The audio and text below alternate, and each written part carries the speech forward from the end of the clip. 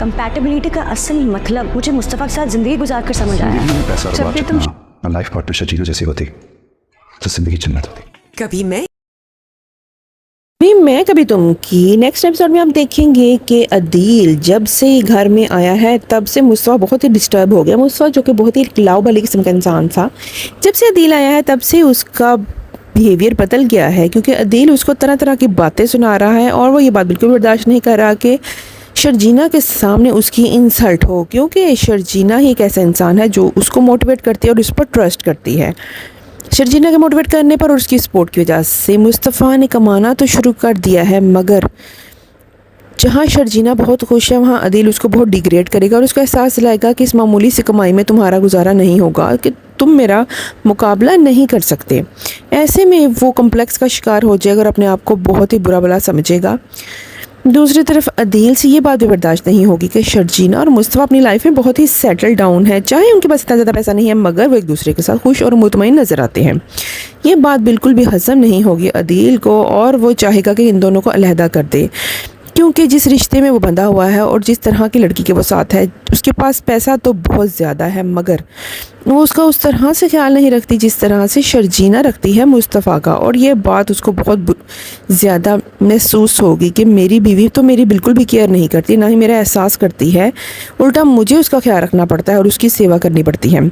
ये बात बिल्कुल भी दिल से हज़म नहीं होगा और वो नेक्स्ट एपिसोड में सोचेगा कि काश शर्जीना जैसा लाइफ पार्टनर मैं भी हासिल कर सकता और पैसा होता तो क्या ही बात थी।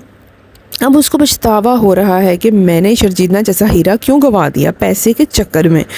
मगर अदील की बीवी रुबाब जो कि अब उसके माँ बाप के घर आ चुकी है, वो बड़ी मुश्किल से वहाँ गुजारा करेगी और तरह तरह की बातें सुनाएगी अदील को, जिससे अदील को एहसास होगा कि ये लड़की तो यहाँ बिल्कुल भी गुजारा नहीं कर सकती। ऐसे में उसको ज़बरदस्ती भेज देगा वापस, मगर अदील सोच लेगा कि शर्जीना और मुस्तफ़ा को अलग करके ही रहेगा। ऐसे में वो मुस्तफ़ा और शर्जीना के दरमियान मिसअंडरस्टैंडिंग्स क्रिएट करने की कोशिश करेगा और शर्जीना को भी बदजन करेगा मुस्तफ़ा से, मगर शर्जीना बिल्कुल भी बदजन नहीं होगी बल्कि उसको खरी खरी सुना देगी।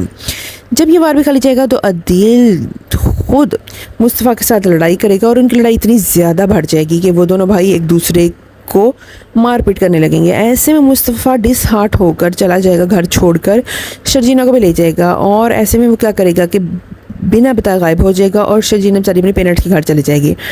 वो कामयाब होकर पैसे वाला बन के ताकतवर बन के वापस आना चाहता है। ये बात शर्जीना को बिल्कुल भी पसंद नहीं आएगी, क्योंकि शर्जीना को तो उसका साथ चाहिए, पैसा नहीं।